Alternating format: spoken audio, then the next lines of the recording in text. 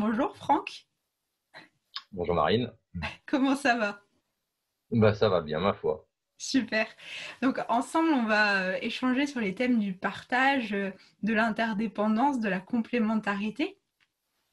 Pour tous ceux qui ne te connaissent pas encore, tu es chercheur, conférencier et aussi l'un des membres fondateurs de l'association La Forêt Nourricière.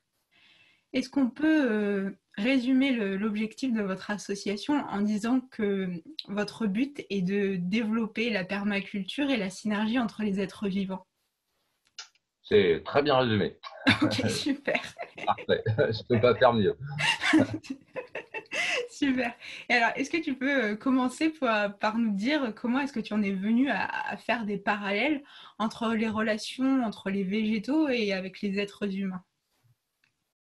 Alors c'est un long cheminement.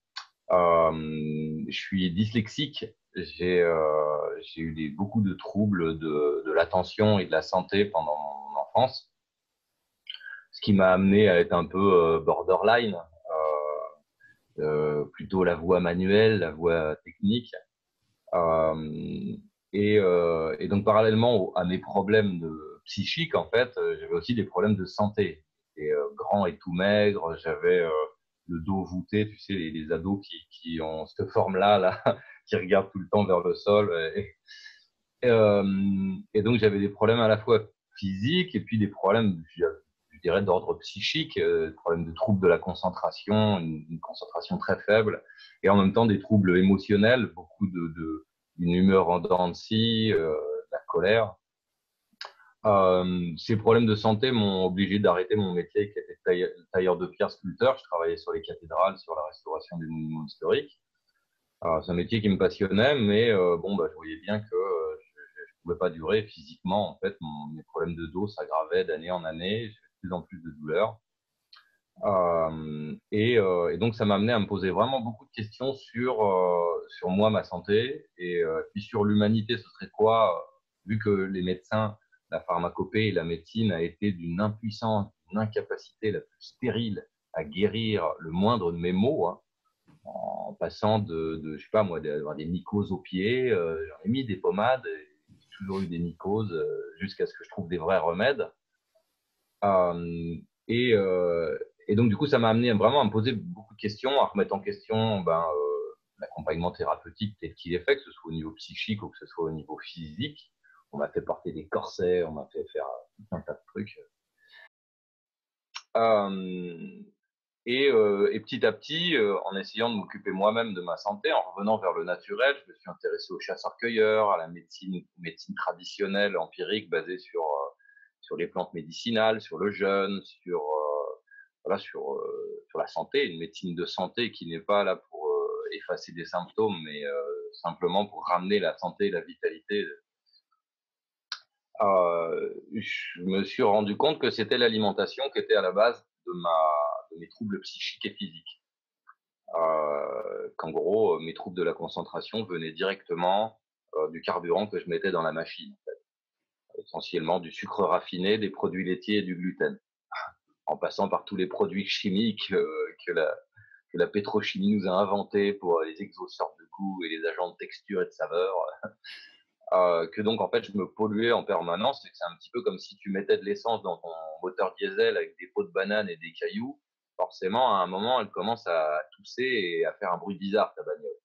Bon, bah là, c'était un petit peu le même principe, d'observer que quand je mettais le bon carburant dans la machine, d'un seul coup, paf, je suis présent d'esprit, je me tiens droit, j'ai plus de mycose aux pieds, j'ai plus de problèmes, enfin, tous mes problèmes disparaissent, en fait, et donc après, quand j'ai vu que la base de l'ensemble de toute la médecine, je vais être un peu brutal, cette bande d'escrocs signaient tous, sans exception, le serment d'Hippocrate qui dit, tu devras prendre ton alimentation comme première médecine. Bon, déjà, l'ensemble de la pharmacopée nie totalement ça. Ils nous font bouffer des pesticides et des métaux lourds à tour de bras. Euh, Ensuite, deuxième règle d'or d'Hippocrate, c'est tu ne devras soigner sans nuire. Donc moi, par exemple, pour mes problèmes de dos, ils me donnaient des anti-inflammatoires qui m'ont fait un trou dans l'estomac. Donc là, normalement, les mecs, ils devraient réfléchir. Ils ont tous signé le serment, hein. Et ensuite, dernière sommation d'Hippocrate, c'était tu devras toujours chercher la cause des causes. Ce que moi, de mon côté, j'ai fait, mais ce que je vois que l'ensemble de la médecine n'a pas fait. Et ne le fait pas volontairement, apparemment et consciemment, parce que ça rapporte pas de sous de trouver la cause des causes. Et donc, quand je me suis aperçu que, en fait, c'était déjà expliqué depuis longtemps, mes problèmes de santé, mes problèmes de troubles psychiques. D'ailleurs, il y avait un médecin russe, je crois, qui avait fait pas mal d'études là-dessus sur le jeûne et qui avait découvert qu'au XVIIIe siècle, à la Salpêtrière, à Paris, il y a des éminents médecins qui ont dit, ça y est, nous avons trouvé le siège de la folie, schizophrénie, dédoublement de la personnalité, tout ça. On a trouvé le siège, c'est l'intestin, en fait, c'est que les gens, ils n'ont pas la bonne flore intestinale. Faut leur faire des lavements intestinaux, les mettre au soleil, leur faire du sport, et puis ça va mieux. Et les Russes ont fait le même constat en Russie à l'époque de la guerre froide, en fait, en ne nourrissant plus les fous, en ne leur donnant plus de médicaments parce qu'il y en avait plus, eh ben ils ont arrêté d'être fous et en plus leurs troubles, en plus des troubles psychiques, les troubles physiques comme je sais pas moi, des eczémas, des herpès, des glaucomes, des XY maladies, disparaissaient en même temps. Donc les Russes ont vachement planché là-dessus. Nous en France, limite si tu dis que tu fais des jeûnes et que tu prônes le jeûne, tu peux être considéré comme c'est. Donc c'est pour dire à quel point on est dans un pays qui marche complètement à l'envers, qui est dirigé par la pharmacopée. Bref. Donc en fait, le fait d'essayer de retrouver mes problèmes, du pouvoir sur mes problèmes de santé, m'a amené à changer mon alimentation et m'a amené à découvrir d'autres modes de production alimentaire, entre autres biologiques. Parallèlement à ça, je me formais à la communication non violente, à la gestion de conflits. J'ai fait de l'analyse transactionnelle, de la médiation. Ensuite, je me suis intéressé à la sociocratie, à l'holacratie. Et je me suis rendu compte qu'en fait, toutes ces disciplines que j'apprenais, la botanique, oui, j'ai appris aussi la bioindication végétale, donc la phytosociologie, c'est l'étude des plantes dans leur écosystème naturel. Pourquoi telle ortie pousse là, pourquoi telle orchidée ne peut pousser que sur tel vallon et en association avec tel champignon. On prend comme exemple l'arnica. Arnica montana, c'est une plante qu'on utilise pour les contusions, pour tout ce qui est coups, les chocs. On s'était aperçu que quand on la cultivait en plaine, elle n'avait aucune propriété médicinale. Simplement parce qu'en fait, ce qui donne les propriétés médicinales, c'est un champignon avec lequel elle rentre en symbiose qui n'existe qu'à, je sais plus, aux alentours de 500 mètres d'altitude. Enfin, qui ne peut survivre qu'aux alentours de 500 mètres d'altitude. Donc, il y a plein de plantes, par exemple, la gentiane, on la trouve qu'à 500 mètres d'altitude parce que, en fait, elle est en symbiose avec des champignons qui ne peuvent pas vivre en dessous. Donc, la gentiane, on peut même pas la cultiver en plaine. Et si on la cultivait en plaine, là aussi, elle n'aurait pas du tout les vertus médicinales qu'elle a dans son biotope d'origine. Donc j'ai étudié les plantes, j'ai étudié les relations humaines et je me suis rendu compte qu'ils disaient tous la même chose, à peu de choses près. Il y avait dans la communication non violente, il y avait Marshall Rosenberg qui nous disait observe bien les faits avec acuité, ne juge pas, ne caricature pas, n'interprète pas, observe juste des faits comme un enquêteur. Ensuite, lis ça à tes besoins, à tes ressentis. Quand tu observes ce qui se passe, ça te fait quoi? Et ensuite, lis ce que ça te fait, fais un lien en fait entre ce que ça te fait, tes émotions, et tes besoins. Tes besoins qui est en dessous. Peut-être que en fait, quand tu te mets en colère, c'est pas parce que tu es quelqu'un de colérique, c'est parce que tu es quelqu'un qui s'est retrouvé dans un contexte où ses besoins étaient profondément négligés. Ou à l'inverse, d'être colérique, si tu es plutôt apathique, plutôt gentil, soumis, bonne patte, qui se fait bouffer par tout le monde, c'est peut-être aussi parce que tu es dans un contexte où tes besoins étaient négligés et tu as trouvé une autre stratégie pour survivre, en fait, c'est de t'écraser, là où l'autre se met en colère et casse tout. Et que donc, dans la communication non violente, le nerf de la guerre, c'était les besoins fondamentaux de la pyramide de Maslow. On a tous des besoins physiologiques, ensuite des besoins de sécurité matérielle, ensuite des besoins d'affiliation, d'être en relation, ensuite des besoins d'estime de soi et enfin des besoins d'accomplissement. Et quand je me suis aperçu que quand j'étudiais la botanique et que j'essayais de comprendre pourquoi tel rumex ou tel chardon ne pousse que dans tel sol asphyxié, un petit peu comme si ces plantes amères et épineuses, là, elles ne poussaient que dans les sols qu'on piétine. Un peu comme les gens colériques et apathiques n'ont ce comportement que dans les familles où on les a un petit peu piétinés et écrasés. On leur a invité à mettre leurs besoins fondamentaux de côté Et donc, du coup, on développe des stratégies de survie, en fait, et on devient épineux, piquant, amer. On donne pas de très beaux fruits. Et donc, quand j'ai commencé à faire le parallèle, en fait, entre les plantes sauvages et les plantes cultivées, hein, un beau champ de maïs en rang, là, comme une armée, comme une armée d'êtres faibles, domestiqués, malmenés, en même temps choyés à coups d'engrais, à coups de pesticides, fongicides, herbicides et autres biocides. Donc on massacre tout l'écosystème naturel pour essayer d'imposer une espèce de plante fragile qu'on va faire pousser par millions, tous en rang. Et tout de suite, ça m'a frappé le parallèle avec la race humaine, l'éducation nationale, toute notre culture en fait, où on n'invite pas du tout les gens à être spécifiques, on n'invite pas du tout à être les belles plantes qu'elles sont. Hein, on les invite à être les épis de maïs et de blé qu'on a besoin parce que c'est ça que la société a besoin pour fonctionner en fait. Donc je me sentais moi petit un petit peu comme un coquelicot au milieu d'un champ de blé ou d'un champ de maïs, un magnifique coquelicot mais pas adapté. Et donc petit à petit je me suis rendu compte que la haine, la colère, la violence, elles tombaient pas du ciel.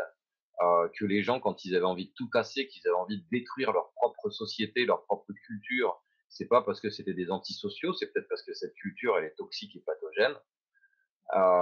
Et là, en l'occurrence, je veux dire, avec les dernières performances de notre joli président, lui et ses deux prédécesseurs, hein, quand on voit que l'ensemble, une bonne partie de la population française est prête à switcher, à ne plus avoir de pesticides dans leurs assiettes, à ne plus en avoir autour des écoles. Là, on avait passé une loi pour interdire de mettre des pesticides autour des écoles. Et puis qu'avec le Corona Circus, ils en ont profité pour lever toutes ces lois-là, parce que c'est la politique de l'urgence. Donc on voit bien en fait qu'on est dans un système qui est une sorte d'holocauste, hein, en fait. Hein. C'est pas une sorte d'ethnocide. On détruit l'ensemble des insectes, des oiseaux, de l'environnement pour produire à manger.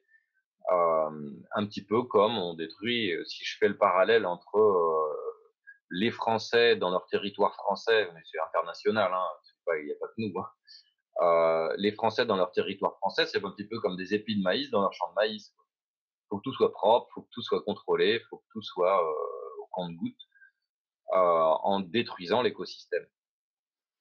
Et donc, en fait, ce qui m'a amené à, à faire toutes mes recherches, c'est à la fois une quête psychologique, une quête psychique, une quête de sens, en fait, trouver du sens à ma vie et essayer de mieux comprendre qu'est-ce que j'étais venu faire sur Terre, en fait, parce qu'elle n'avait pas de sens. Hein. J'avais une tendance suicidaire, j'ai pris beaucoup de drogue pendant mon adolescence, parce que la vie, pour moi, avait vraiment pas de sens. Je me posais la question, mais ça sert à quoi ce bordel?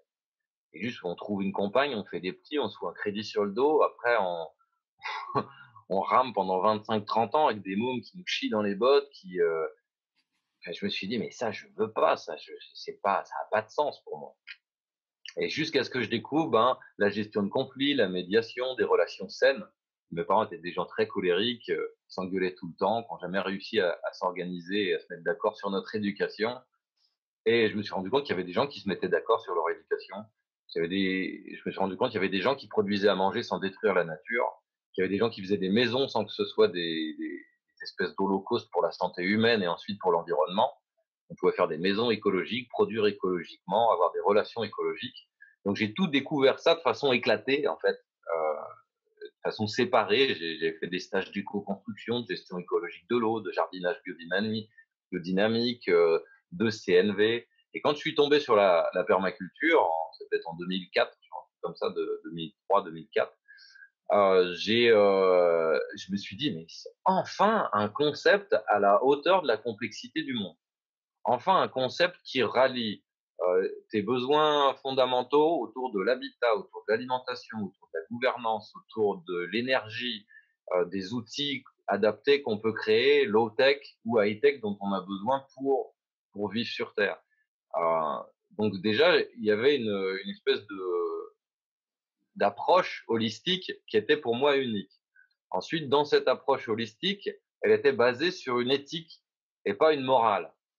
Donc l'éthique de la permaculture, c'est prends soin de la terre, prends soin des humains, crée l'abondance et partage équitablement. Et je fais la grosse différence entre une critique et enfin, une éthique et une morale, c'est que la morale, c'est quelque chose qui vient de l'extérieur de toi et qui te botte le cul. Un peu comme la chrétienté, l'islam, ou c'est un truc, c'est le consensus du groupe là qui vient et qui te martyrise pour que tu rentres dans le rang de soi-disant Dieu, il a dit ça. Quoi. C'est quelque chose vraiment de l'extérieur qui vient et qui te pousse, qui te force à faire quelque chose que tu n'aurais pas fait naturellement.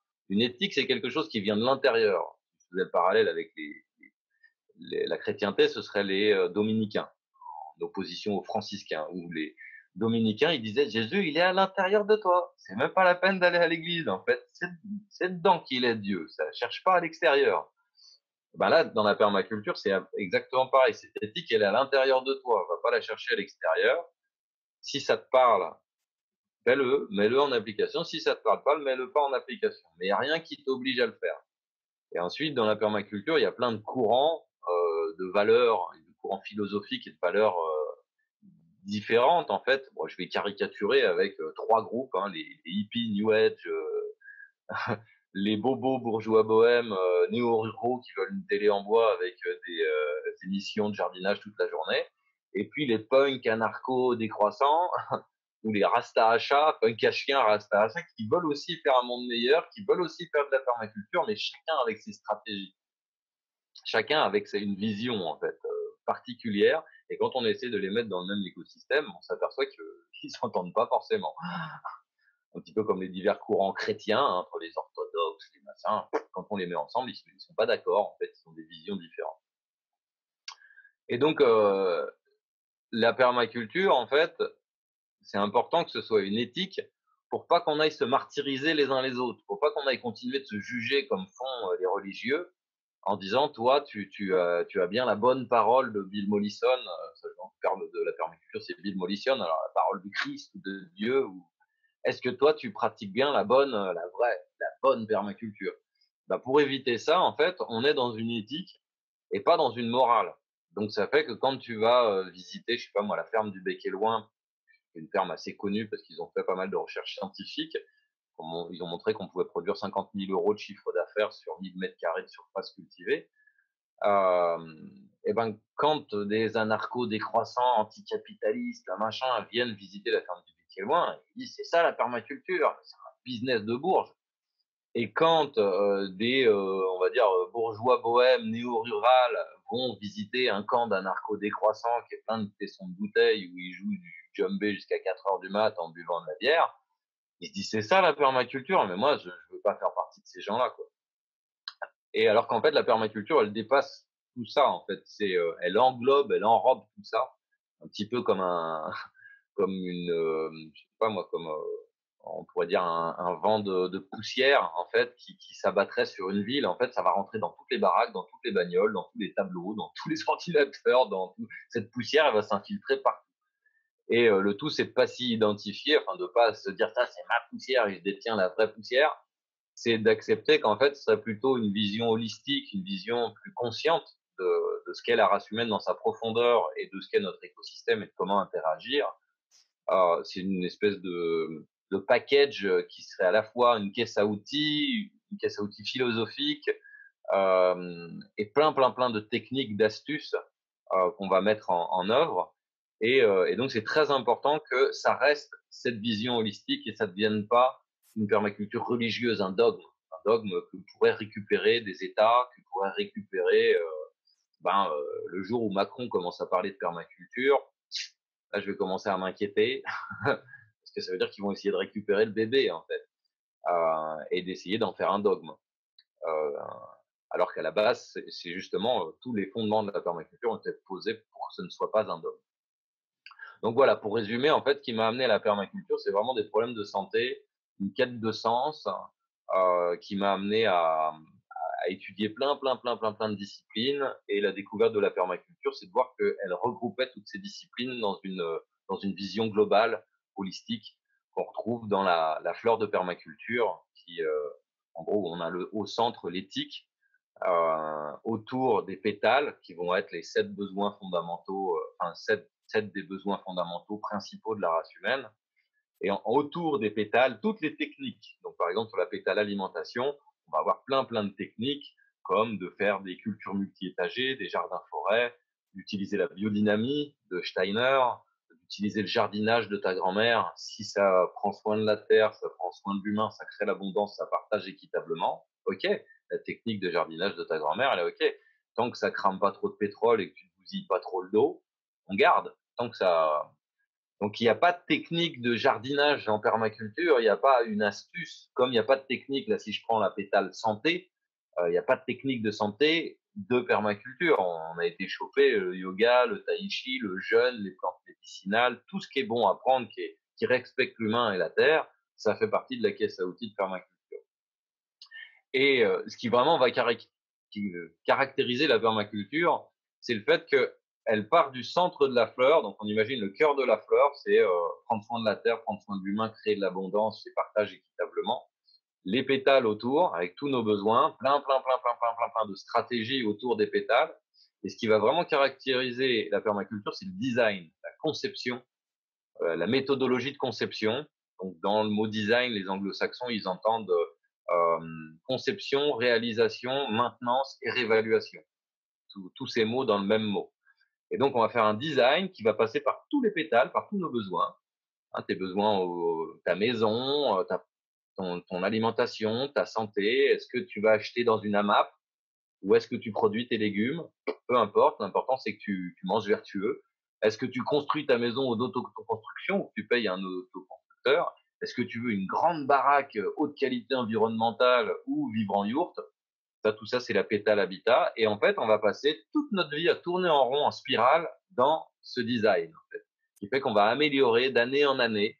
D'année en année, on va connaître plus de plantes, on va mieux maîtriser nos exercices de yoga, de tai chi ou de quelque chose. On va mieux maîtriser le jardinage. Cette année, tu as foiré les carottes. L'année prochaine, tu les réussiras peut-être. Et donc, on va faire que s'améliorer et comprendre, maîtriser, expérimenter, se familiariser en fait avec tous ces besoins et en même temps tout un tas de stratégies qui en plus évoluent. Les stratégies, elles se rajoutent d'année en année. Dès qu'on trouve un nouvel outil, une nouvelle espèce, un nouveau truc, une nouvelle approche, on peut l'inclure dans notre design et faire évoluer notre design de vie. Donc voilà, un peu résumé, c'est ça qui m'a amené à ça. Le fait aussi que j'ai une pensée arborescente et que je me souviens vraiment d'avoir une tendance très dépressive, suicidaire quand j'étais ado parce que j'avais une pensée linéaire, enfin j'avais une pensée arborescente déjà à l'époque, mais par contre on me proposait un monde linéaire et des concepts très fermés, comme le newtonisme ou comme le darwinisme, et donc des concepts qui sont très réducteurs en fait par rapport à la réalité. C'est un petit peu comme si le darwinisme ou le newtonisme, c'est un petit peu comme si tu faisais de la musique et on t'avait dit, bah voilà, la musique c'est do, ré, mi, fa, sol, la, si, do, et tu peux faire que ça. Et t'es enfermé dedans. Et d'ailleurs, il y a plein de compositeurs avant toi qui ont déjà fait le tour de toutes les notes qu'on pouvait faire, donc essaye même pas de créer. Euh, c'est déjà fait en fait. Et j'ai vraiment le souvenir en musique d'avoir l'impression de tourner en rond, d'être complètement enfermé et jusqu'à ce que je découvre en fait la complexité de la musique, la complexité des gammes, des rythmes, le fait que tu peux prendre le boléro de Ravel, tu changes le tempo, tu changes la rythmique, tu le joues en 7 temps, c'est plus le boléro de Ravel. Euh, et en plus, tu vas avoir ton interprétation qui fait que aujourd'hui, si tu es jovial et en pleine forme, tu vas pas le jouer pareil que si tu es un peu morose et fatigué. Tu vas pas du tout mettre la même couleur. Et je me suis rendu compte, mais c'est immense la vie, mais c'est infini la vie, mais c'est génial. Et la vie, c'est pas une grande pendule qui fait tic-tac comme ça avec la lune, elle tourne autour de la Terre et le Soleil autour du Soleil. Et en fait, dans 1 million d'années, on saura exactement où est la Lune par rapport à la Terre, par rapport au Soleil, parce que tout est calculé, quoi. Vous voyez, tu vois, j'avais vraiment une vision comme ça qui était très grise en fait du monde et où d'un seul coup c'est redevenu un arc-en-ciel en découvrant la permaculture. C'est vraiment devenu un arc-en-ciel, un peu comme un musicien qui aurait été enfermé sur un instrument de musique, une gamme et quelques mélodies, qui d'un seul coup découvre tous les instruments de musique, toutes les gammes, toutes les mélodies et se dit mais j'en ai pour jusqu'à la fin de mes jours, mais même plus, il va me falloir des centaines d'incarnations pour arriver à maîtriser tout ça, quoi. Donc voilà ce qui a fait que bah, déjà j'ai découvert, ensuite j'ai voulu développer, c'est que j'ai vu qu'il y avait quasiment rien de fait dans le monde de la permaculture. On parlait de jardin-forêt, on parlait de culture multi-étagée, mais quoi, où, comment, euh, À l'époque, il y avait rien, il y avait aucun bouquin, quand j'ai commencé avant d'écrire mes livres, il y avait aucun livre sur les jardins-forêts et sur les plantes qu'on pouvait faire pousser. Donc comme beaucoup de gens maintenant, en fait, à l'époque, j'essayais de découvrir tout ce qui était comestible et que l'humanité, comme si l'humanité, elle aurait oublié, les des framboises et des fraises dans un coin, quoi, et que j'allais les retrouver, quoi. Et donc bah, comme la majorité des gens, j'ai découvert que, bah, non, si on n'en parle pas de ces fruits, c'est parce qu'ils sont dégueulasses ou complètement improductifs ou et qu'en fait, quand tu fais du jardin-forêt, en suivant les bouquins, tu fais plus un parc botanique, qu'un truc pour nourrir ta famille, quoi. Donc là encore, en fait, quand j'ai fait le tour de ça, de toutes les plantes sauvages comestibles, de toutes les plantes rares qui sont comestibles et que personne connaissait, de nouveau, j'ai fait une dépression. J'ai eu l'impression d'avoir fait le tour du truc, de tourner en rond et de me dire, mais merde, mais même le jardin-forêt, bon, c'est foutu, on pourra pas nourrir l'humanité. Puis surtout qu'en plus, à cette époque-là, je continuais à manger des kebabs, des pizzas et tout un tas de trucs industriels. Et, et quand vraiment j'ai commencé à prendre soin de ma santé, que j'ai commencé à me mettre à manger cru, à manger plus ce que je produisais dans mon jardin, et que j'ai mangé forcément moins de gluten, moins de produits laitiers. Parce que gluten, produits laitiers, tu veux être autosuffisant, t'es mal, hein. Il faut une ferme avec des vaches, des chèvres, du blé, des tracteurs, un moulin, un four à pain. Et tout ça, t'as fait qu'une tartine de pain avec un bout de fromage, hein. C'est loin d'être équilibré au niveau de l'alimentation. Et quand je me suis vu l'usine à gaz que c'était de produire à manger, mais à l'époque, hein, c'était en 2000, 2005, 2006, quoi, que je suis un narco décroissant, je veux m'autonomiser. On fait des stages de four à pain et pour apprendre à faire du pain. Et à la fin, je fais une dépression parce que je réalise, oh le boulot. Et j'ai fait qu'une tartine. Et j'ai pas encore produit la farine. J'en suis loin. J'ai juste fait un pain qui est pas bon, qui a pas levé, quoi. Et, euh, et donc, bah, quand j'ai découvert à la fois le crudivorisme, l'approche de la régénération de la santé en mangeant beaucoup de cru, en fait, euh, là, j'ai réalisé, mais enfin, ouais, pour aller plus loin, en fait, j'avais fait un régime, en ayant été voir une naturopathe qui m'avait dit, bah tiens, tu vas tester le régime Signalet, donc plus de gluten, plus de produits laitiers. Oh, le choc. Moi, je mangeais du fromage à tous les repas et en moyenne une baguette et demie par jour. Je mangeais une demi-baguette à chaque repas. Donc t'imagines le choc, hein. Quand tu retires ça de l'alimentation et que tu remplaces ta bonne baguette par les galettes de riz en polystyrène expansé, là, j'ai fait, ouais, j'étais déprimé et je me suis dit bon, ça va, enfin, voilà, c'est compliqué. Et puis en plus, j'en voyais pas d'issue en fait. Ça me coûtait plus cher en ayant l'impression de me sentir moins nourri.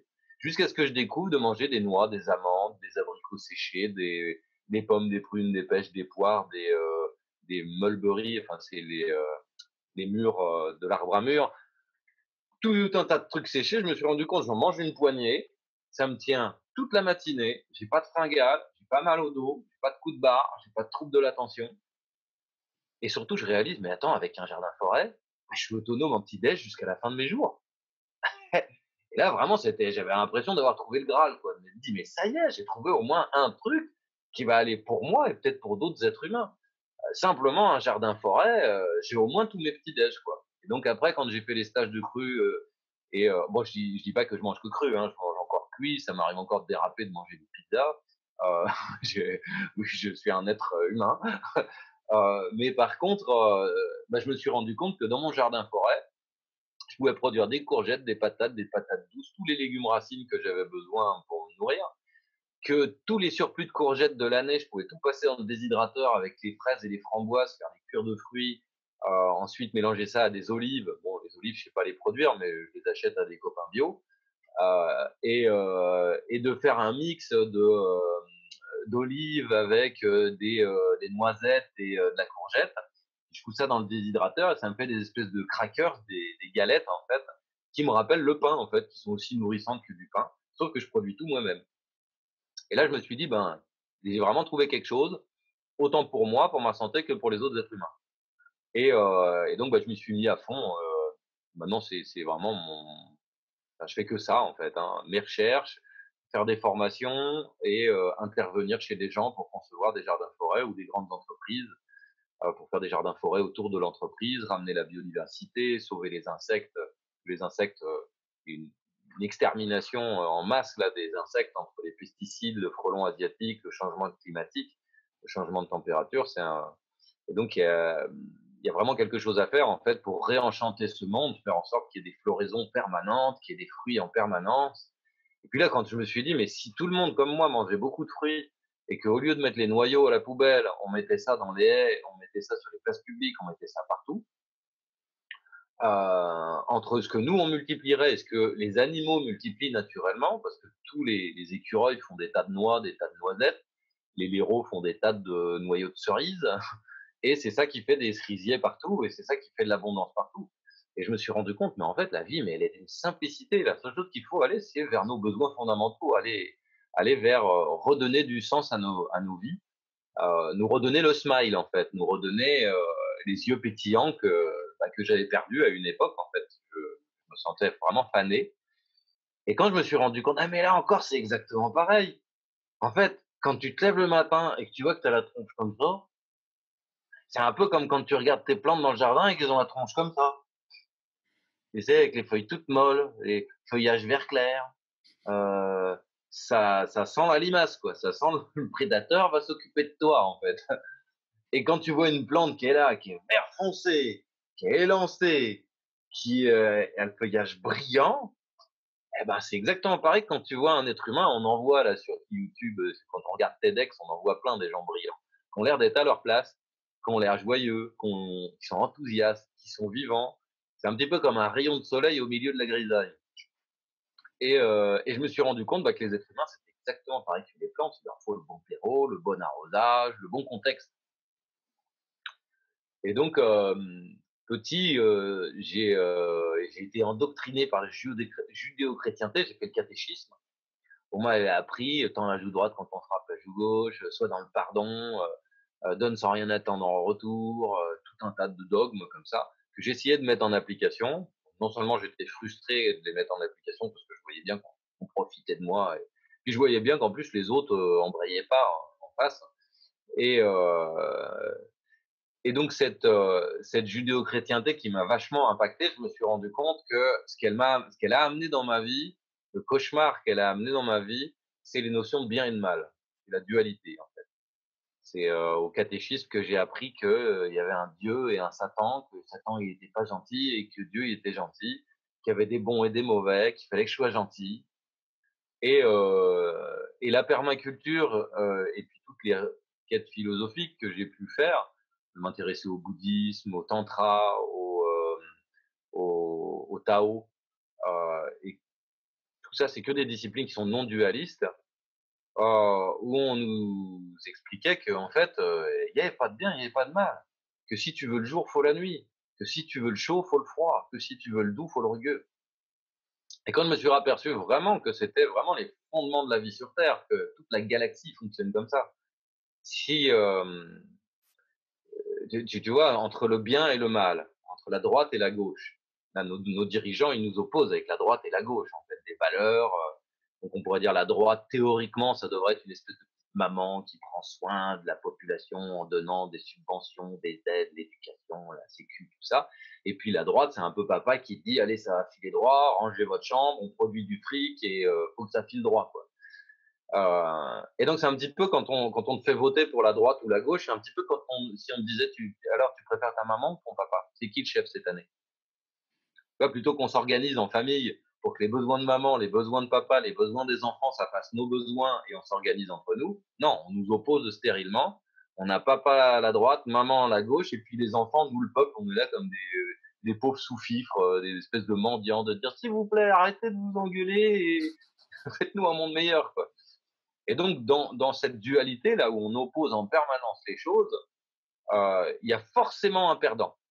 Il y a forcément un bout de l'univers qui est négligé. Il y a forcément un frustré dans le. Et donc, quand on te demande de choisir entre la droite ou la gauche, c'est un petit peu comme si, moi, je te disais, tu préfères que je te coupe la main droite ou la main gauche? Tu préfères qu'on t'attache la main droite ou la main gauche? Tu préfères être forcé avec quelle main, en fait? Quelle main tu trouves Alors, c'est bien connu, vu qu'il y a plus de droitiers en France, on dirait tous la droite, en fait, hein. Et on consensuerait sur la droite. Et c'est un peu ce qui se passe. C'est qu'on voit bien que nos dirigeants, ils doivent avoir une main de fer. Alors, c'est ce qui fait que la gauche, on lui fait pas trop confiance. Et donc, on nous force à choisir un bout de l'univers sur ces bases de bien et de mal. Et, euh, et disons que si je ramène ça, pour que vous compreniez bien que c'est pas un dogme ce que je dis, ça a des millénaires d'observation et ça a un fondement profondément scientifique, hein.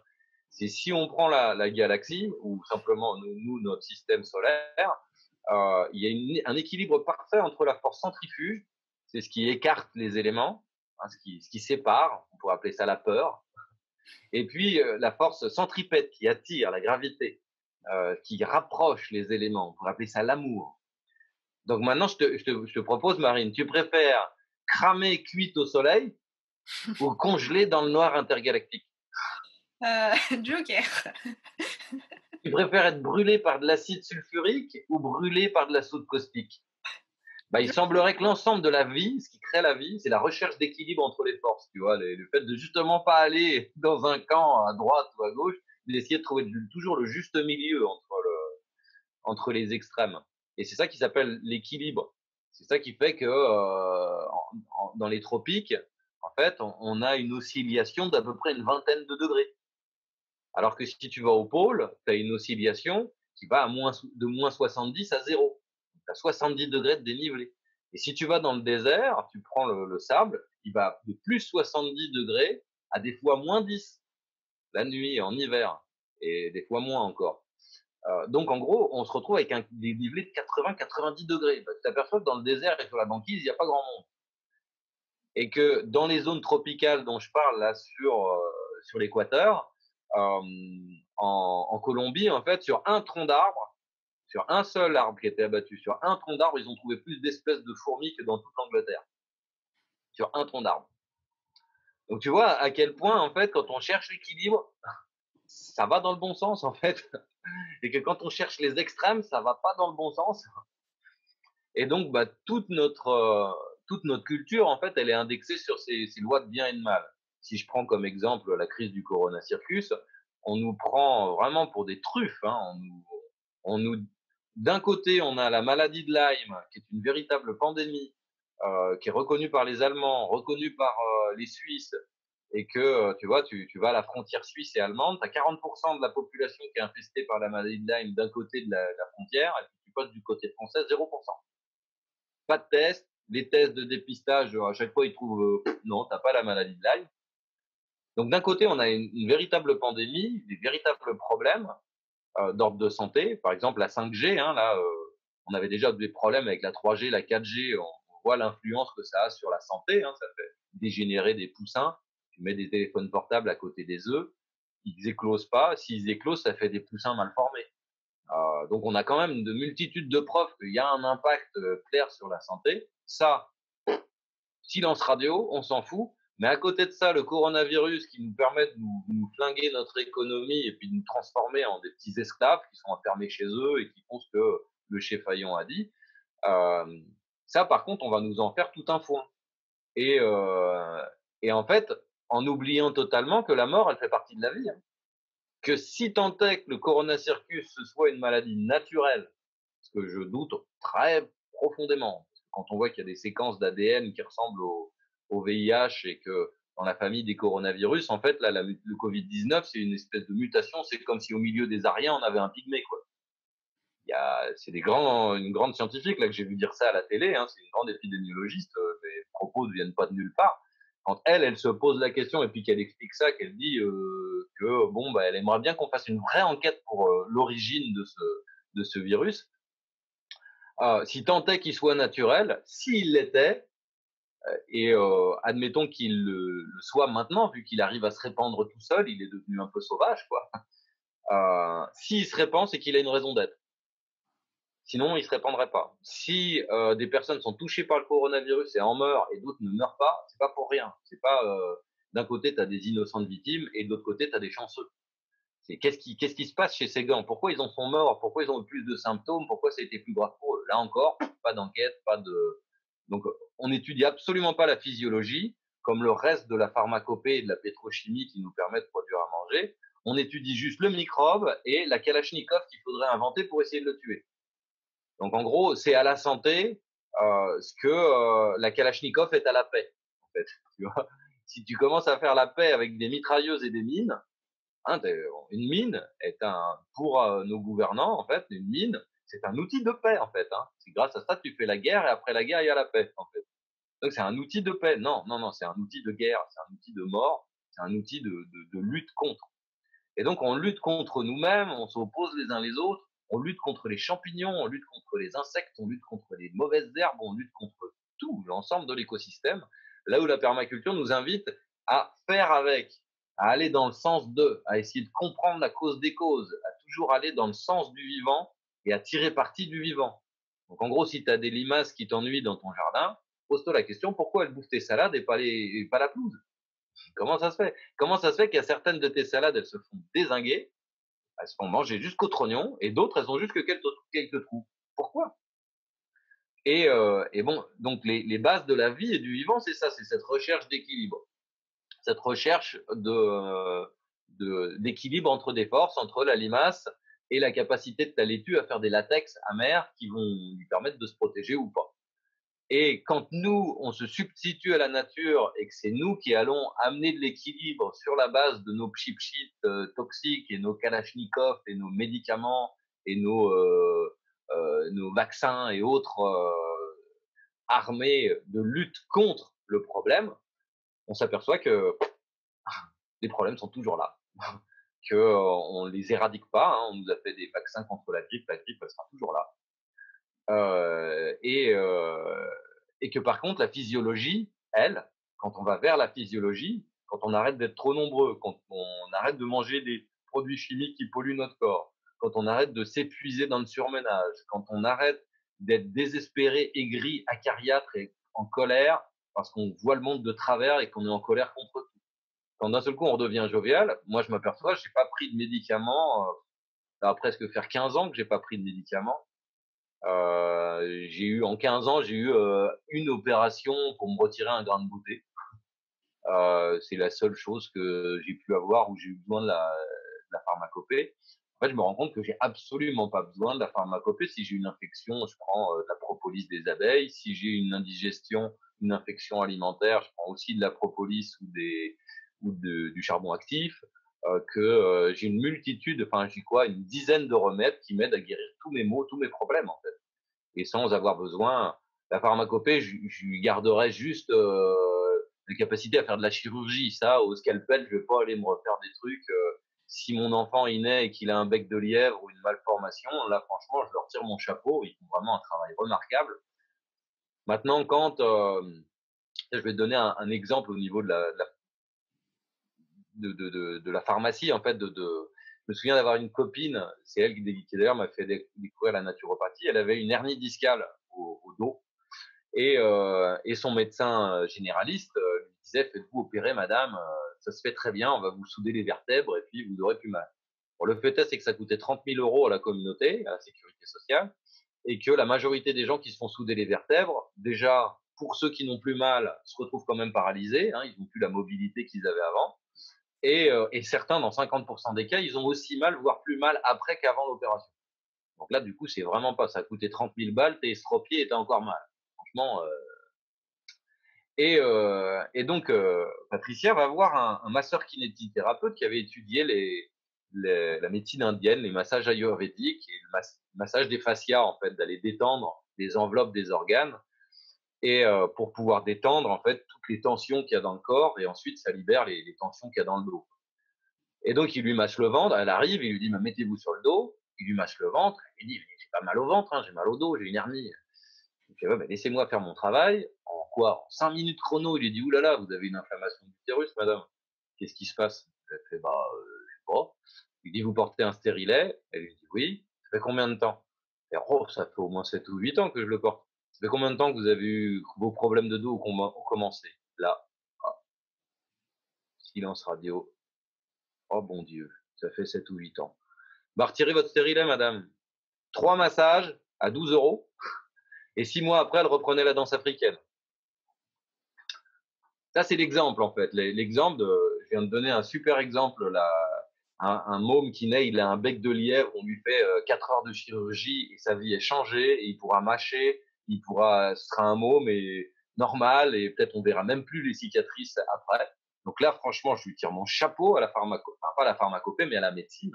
Par contre, quand vous estropiez des gens, que vous leur enlevez les organes juste parce que vous n'avez pas envie de réfléchir, là, j'ai envie de dire, les gars, vous avez du lourd sur votre Saint-Pierre. Si vous croyez en Dieu, Saint-Pierre, il va vous charger à l'arrivée, là. Tous les médecins, vous allez prendre cher, quoi. Il y a de grandes chances que vous alliez directement en enfer. Si tant est que l'enfer et le paradis existent, moi, pour moi, c'est sur Terre que ça existe. C'est la façon dont on voit le monde, en fait, qui peut être un cauchemar. Je suis pas sûr qu'il y ait vraiment un enfer et un paradis en haut. Par contre, ce que je sais, c'est qu'il est bien en bas. C'est qu'on a bien la terre qui était un jardin d'Éden, dont on est sorti pour gagner notre pain à la sueur de notre front. Et on nous avait prévenu, les chasseurs-cueilleurs nous avaient prévenu, ils avaient dit le sol ne produira plus que des épines, vous vivrez l'enfer, vous vous exploiterez les uns les autres. On a déjà fait, nous, ça fait 80 000 ans qu'on vit en harmonie avec la terre. Et qu'on voit quand on fait des grandes tribus de plus de 100 personnes, c'est le bordel, on se ment, on se viole, on se connaît plus. Et puis surtout, on bousille l'environnement. Et donc, ça fait, moi, pour moi, la prophétie chrétienne, c'est une prophétie de pasteurs nomades qu'observaient les premiers chrétiens en train de s'embourber dans leur merdier, à essayer de construire des pyramides, des cathédrales, des grosses huttes pas déplaçables. Là où les pasteurs nomades et les chasseurs-cueilleurs, c'est des systèmes de culture surbrûlés, étaient tout le temps en rotation, en fait. Et quand ils voyaient qu'ils commençaient à flinguer un biotope, et puis que les rats avaient repéré ton grenier où tu ranges le grain, et puis que les moustiques et les maladies commençaient à s'abattre sur toi et que le sol produisait plus rien, c'était le moment de se barrer. Donc eux, ils n'avaient pas encore compris la synergie entre les êtres vivants et comment créer le jardin d'Éden, le générer. Eux, ils savaient juste que l'exploiter et le faire dégénérer. Donc il fallait des rotations pour que la nature reprenne ses droits. Si nous, avec la permaculture, on va dans le sens du vivant, de la nature, dans le sens de l'aggradation, de la complexification plutôt que de la dégradation et de la simplification des choses, en fait, on peut recréer le jardin d'Éden, on peut recréer des paradis partout sur Terre, même dans un petit jardin de 100 mètres carrés, on peut arriver à faire un havre de paix pour des gens, pour des papillons, pour un couple de hérissons, pour des mulots, des campagnols, des chauves-souris, qui vont enfin retrouver des insectes à manger le soir. Euh, et donc voilà, je consacre à peu près l'essentiel de mon temps à ces recherches, à trouver. Voilà, par exemple, j'accompagne plusieurs agriculteurs, un qui est viticulteur et son problème c'est l'enherbement. Comment arrêter de faire la guerre aux herbes? Et donc du coup, je suis en train de développer une méthodologie qui mélange euh, l'élevage de moutons et la viticulture. Alors ça change complètement les itinéraires techniques. Il va plus du tout être viticulteur comme il était avant, quoi. Il va se retrouver avec des vignes très très hautes, là où elles étaient à 60 cm, plus les mêmes variétés parce qu'on choisit des variétés qui sont très résistantes aux maladies, qui nécessitent pas de traitement. Euh, et en gros, son problème d'enherbement, ça va se transformer en gigot d'agneau, en fait. Comme ton problème de limaces avec les salades, ça peut se transformer en œuf quand tu donnes les limaces aux poules. Avec des petits pièges simplement faits, en fait, tu peux collecter des quantités de limaces et d'escargots et ça te fait des protéines gratuites pour nourrir tes poules. Là, je suis en train d'accompagner un agriculteur où en fait, il a des problèmes de dessèchement tous les ans. Là où il récoltait deux fois, des fois trois fois du foin dans les champs, en fait, maintenant, il peut en récolter plus qu'une seule fois. Et c'est souvent qu'en été, il est obligé de donner son foin aux bêtes. Le foin qui était fait pour l'hiver, il est obligé de le donner en été parce qu'elles n'ont plus rien à manger en été. Et là, le principe, en fait, c'est de nourrir les vaches qu'avec des arbres. Trouver que des systèmes, des arbres qui ont une croissance très rapide, un taux de protéines au moins aussi fort qui s'approche de la luzerne, pas beaucoup de tanins de sorte que ce soit digeste. Ensuite, des arbres médicinaux qui vont leur permettre de se déparasiter toutes seules, simplement en mangeant certaines plantes, ça tue les coliformes fécaux, les vers intestinaux. Et tout ça, sachant que, en gros, ça va être des arbres qui vont pomper dans les nappes phréatiques, qui vont à la fois permettre à l'eau de s'infiltrer dans les nappes phréatiques en hiver, là où son sol se bétonne à cause du tassement. Donc non seulement ça va permettre aux eaux d'hiver de s'infiltrer, mais ça va permettre aussi aux eaux d'hiver de remonter et de se transformer en feuillage pour nourrir les vaches. Elles auront plus d'ombre, elles auront plus de taux de carbone dans leur alimentation. Et ça, moi, je suis mais comme un gamin. À chaque fois que je trouve un nouvel arbre qui a une croissance super rapide, qui est digeste, qui en plus est mellifère pour les abeilles, avec un étalement de floraison qui est très long, et j'ai l'impression d'avoir trouvé comme un jouet, comme un môme qui arrive dans un magasin de jouets, quoi. Quand je prends des bouquins de botanique et que je fais faire des recherches, ouais, je suis comme un gamin, je m'amuse en fait. Je retrouve l'enchantement que j'avais quand j'étais petit à jouer avec mes Big Jim et à jouer bon, même si des fois le coronavirus et les stratégies de nos dirigeants là me foutent un peu les nerfs en plot, et surtout la façon dont la population réagit docilement en fait. Hein. Je vois ça comme je sais plus cette métaphore, c'est la grenouille échauffée. Là, tu sais, tu jettes une grenouille dans l'eau bouillante, elle saute tout de suite, elle se fait une petite brûlure de peau, mais elle est pas morte. Par contre, tu la fous dans de l'eau froide et tu montes l'eau chaude doucement, et en fait, le temps qu'elle réagisse, que ouh, dis donc, elle est chaude cette eau, hein. Ah, elle est trop chaude. Elle est vraiment trop chaude. Et là, t'as plus la force de faire l'impulsion pour sortir de la casserole. J'ai l'impression que c'est ça que sont en train de faire nos dirigeants. En fait, on voit bien que une bonne partie de l'humanité voit qu'on marche à l'envers, que ce soit au niveau de la production alimentaire, des pesticides, de l'éducation, de la médecine, de toute notre culture. L'ensemble de toute notre culture est en pleine remise en question, et énormément de gens sont prêts à faire ce switch, ce changement de paradigme, mais que nos dirigeants font tout pour pas que ça se passe, en fait, pour pas que ça, que ça embraye et qu'on retrouve notre pouvoir et notre souveraineté d'être humain. Là, à l'heure actuelle, le seul philosophe que j'aurais tendance à suivre et qui m'inspire vraiment, c'est Michel Onfray, avec son concept de souverainisme. C'est vraiment ce qui va dans le sens de la vie, des animaux, des plantes. C'est un chêne, quand il pousse, il est souverain. Il n'y a pas le chef des chênes qui lui dit: t'es un bon chêne, toi, t'as bien poussé comme il faut. Il n'y a pas de chef des pigeons, de chef des hirondelles qui leur disent comment faire leur nid, comment chanter ou quels insectes ils doivent bouffer. D'ailleurs, il faut savoir que la grippe aviaire et que des maladies comme le coronavirus sont transmis par des animaux. Il y a plein d'animaux qui sont porteurs sains de ces maladies. Bah, déjà, posez-vous la question, comment ça se fait qu'ils sont porteurs sains et que vous êtes porteur malsain? Comment ça se fait que eux véhiculent les maladies et ne sont pas impactés par elles, et par contre, ils vous la ramènent chez vous et vous êtes impacté par cette maladie?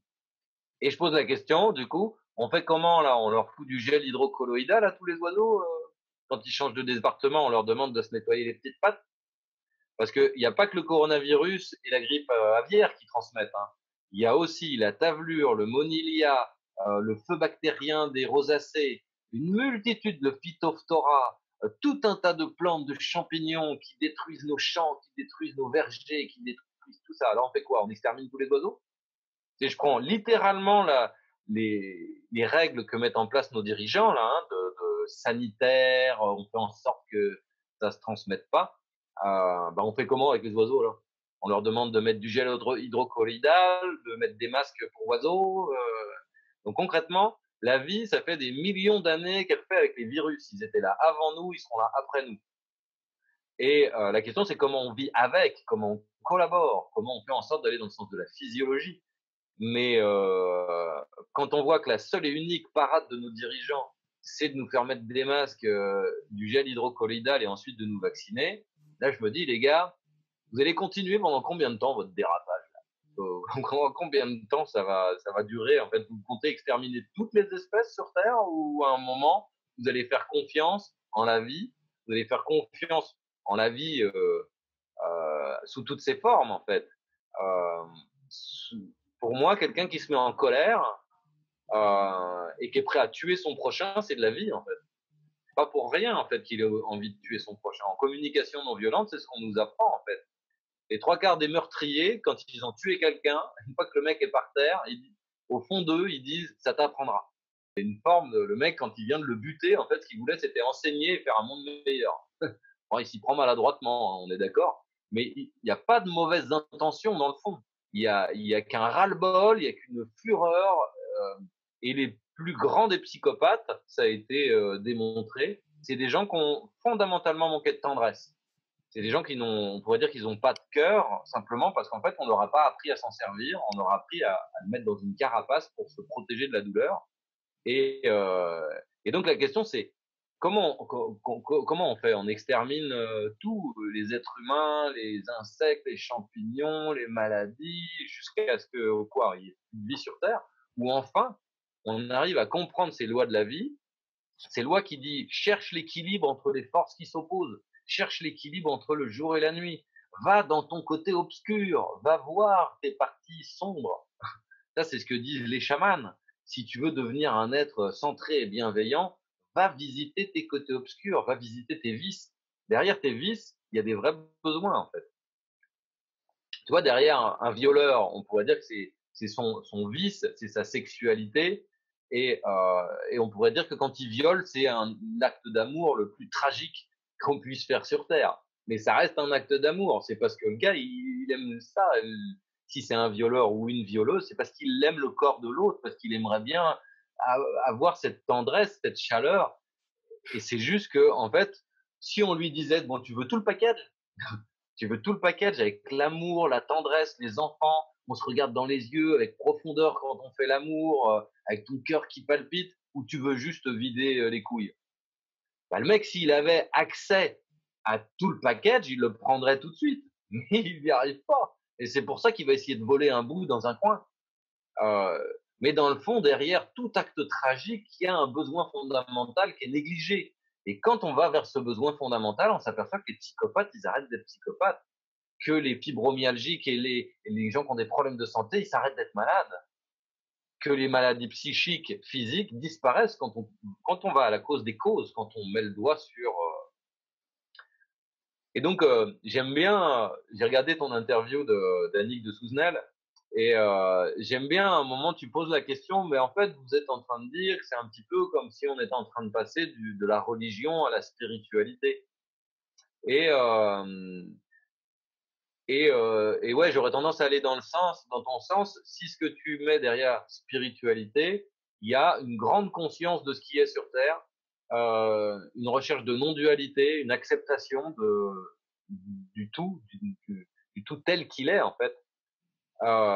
Et que si ça, on appelle ça la spiritualité, ouais, je pense qu'on est vraiment dans ce changement de paradigme. C'est ce vers quoi l'humanité doit aller, parce qu'autrement, on va simplement pas survivre en fait. C'est pas, tu vois, si je reste dans la même philosophie que les pesticides, les fongicides, les herbicides et les coronavirusicides.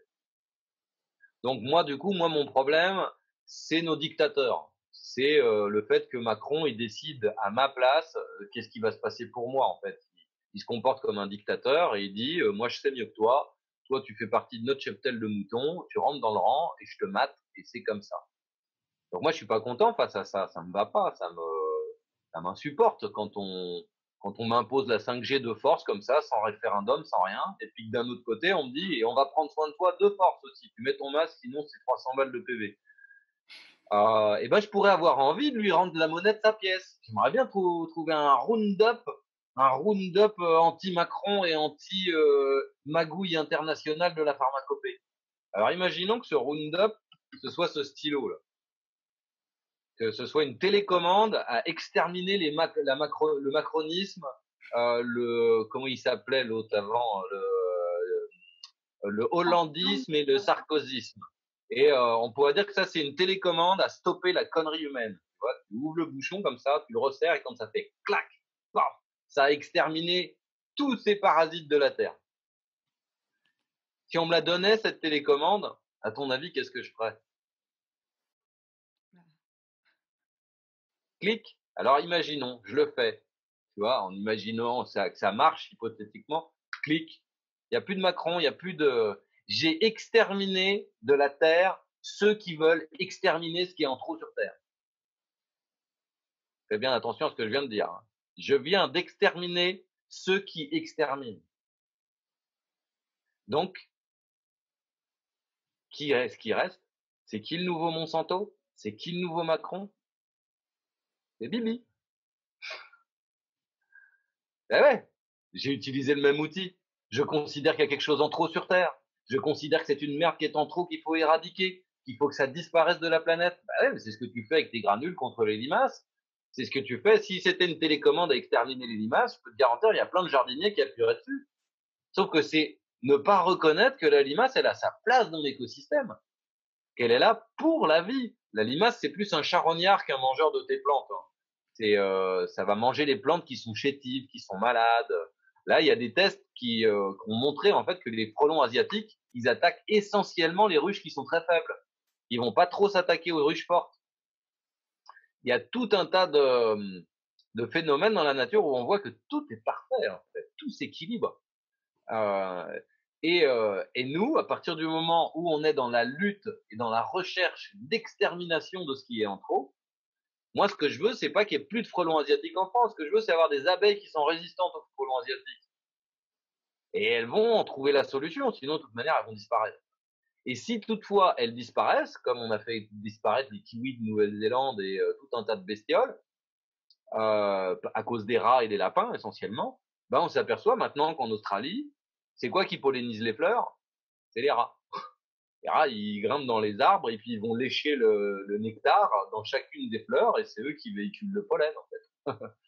Et donc la nature en fait, elle sait faire avec même nos conneries. Mais nous, on sait pas faire avec la nature et on sait pas faire avec les conséquences de nos conneries. Et on ne fait que accélérer l'Holocauste. Donc concrètement, cette métaphore-là, si moi j'avais la télécommande, je dirais tous, regardez, faites bien attention. En fait, je suis Frodon dans le Seigneur des Anneaux. Je vais aller jeter cette merde dans la montagne du destin pour que cette connerie s'arrête. Et maintenant, on va faire avec le vivant. On va collaborer avec la vie. On va faire en sorte de collaborer avec ces. Et quand je parle de collaborer, ça peut être dans le conflit. Collaborer, ça veut pas dire deux karatékas quand ils se fritent, ils collaborent en fait à faire une belle danse de karatéka. Ils pourraient danser du tango, hein, je préférerais, mais ils font du karaté. Et en gros, quelque part, il y a une forme de partenariat. Bah, derrière, en fait, ce que fait Macron, lui et tous ses copains de l'économie internationale, en fait, c'est un petit peu comme s'ils nous foutaient la tête sous l'eau, en fait, pour nous rappeler qu'on a des poumons. C'est un petit peu, sans eux, je suis sûr et certain que sans ce phénomène-là, l'humanité, ça amènerait pas à la même chose, en fait. On est obligé ils nous obligent à une conscience et une responsabilité en essayant de nous la retirer, en fait. En essayant de nous l'interdire, en nous retirant nos souverainetés, ils nous forcent inconsciemment à aller la retrouver. En essayant de nous faire peur avec la mort, sachant que c'est la base, c'est la cause des causes, en fait, à mes yeux, la cause des causes de pourquoi l'humanité dérape, c'est la peur de la mort, en fait. On s'identifie à nos petits bouts de barbac quand on s'incarne, et on oublie qu'en fait, ce qu'il y a à l'intérieur de ce bout de barbac, le bout de conscience là qui te parle et le bout de conscience qui me regarde, on pourrait dire que c'est un petit bout de Dieu, et ça c'est immatériel, c'est pas ça, c'est indestructible, c'est immortel. Et au lieu de s'identifier à ça, de s'identifier à la vie qui est en nous, on s'identifie à nos petits bouts de barbac. Et c'est ça qui nous amène à nous entretuer les uns les autres, à piller la nature parce qu'on a peur de manquer de quelque chose en fait. Alors qu'à la base, la nature nourrit tous les êtres de cette planète dans une recherche d'équilibre permanent. Donc on ne devrait pas avoir peur de la peur, on ne devrait pas avoir peur de la mort, puisque ça fait partie du tout. Il n'y a pas de vie sans mort. Et j'ai l'impression que le fait d'essayer de la chercher, cette vie éternelle, là, ce que font les Américains, ils aimeraient bien vivre éternellement. Ils n'ont même pas eu la capacité de projection de mental que ce serait un cauchemar, en fait. Tu te vois, toi, avoir 400, 500, 600 ans? Qu'est-ce que je me ferais chier, moi? Au bout de 500, 600 ans, tu vois, ça fait déjà quasiment 400 ans que t'es vieille, en fait. La sexualité, c'est fini. Il te reste plus que le plaisir de devoir continuer à décrépir plus longtemps. Il y a même des abrutis aux États-Unis qui ont fait cryogéniser leur cerveau pour au cas où on arriverait à les remettre dans un ordinateur. Mais réfléchis, mec, qu'est-ce que tu vas foutre dans ton ordinateur? Imaginons qu'on y arrive, tu vois, que les mecs ils arrivent à télécharger, ensuite hop, ils branchent une clé USB comme ça, ils vident le cerveau, ils vident la conscience du type dans un ordinateur. Eh mais t'es un être émotionnel, t'as un cœur, t'as tout ça. Et du coup, dans ton ordinateur, tu vas te faire chier comme un rat, quoi. mais même les films que tu regardais, ils vont pas être intéressants à regarder. Pourquoi? Parce que t'as pas de cœur. C'est quoi qui fait que c'est intéressant de regarder un film? C'est que ça te fait flipper, que quand le héros il attrape son amoureuse et qu'il lui roule une grosse pelle, bah t'es là, t'es tout en émotion parce que t'as tes petites cellules qui palpitent, mais là t'auras pas de cellules pour palpiter. T'auras juste un graphique comme ça qui dit ah normalement si j'avais un cœur, eh ben je serais ému. Mais ça a pas de sens en fait. Toute notre quête, toute notre toute notre conquête en fait en elle-même n'a pas de sens. Le seul sens qui est en fait à la vie, c'est la vie et de la vivre. Et j'ai l'impression que nos dirigeants, c'est ça qui nous amène à la fois, ils nous désenchantent et c'est un petit peu comme si, ils nous disaient, «Non, non, l'enchantement, ça n'existe pas. Regarde, ça a disparu. On t'a retiré ça du panorama, il y a plus de joie de vivre sur terre», et donc du coup, ils nous forcent à la réinventer, en fait. Ils nous forcent à aller la chercher au fond de nous. Ils nous, Donc du coup, c'est un petit peu comme une limace qui vient faire chier tes salades. Ça te force à comprendre l'écosystème, ça te force à comprendre mais pourquoi cette salade, pourquoi pas une autre, pourquoi les insectes là cette année ils ont fait des vers dans toutes mes pommes, la mouche de la pomme et le carpocaps. Pourquoi ils ont troué toutes mes pommes? C'est pas pour te faire chier qu'ils font ça les insectes en fait. Si les carpocaps ils ont trouvé toutes tes pommes, c'est parce qu'il y a plus assez de chauves-souris, qu'il y a plus assez de mésanges, qu'il y a plus assez de forficules, de perce-oreilles, qu'il y a plus assez de mouches braconides et de mouches tachinaires et d'icnemons et de tout un tas d'insectes qui eux se nourrissent de cette bestiole.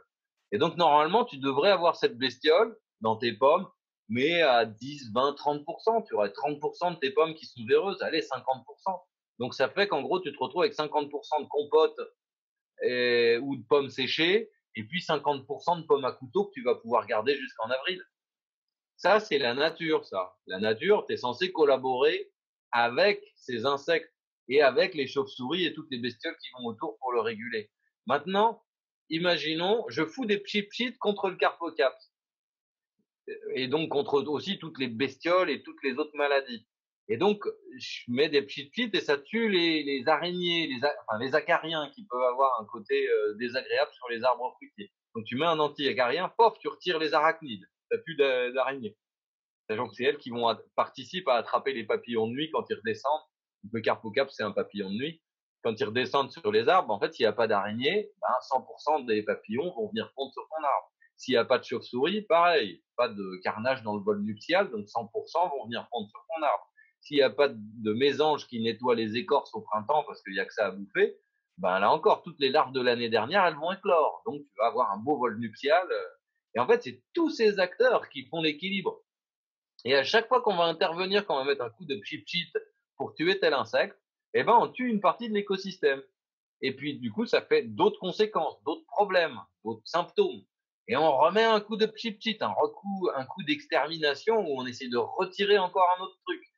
Et petit à petit, on dézingue tout l'écosystème.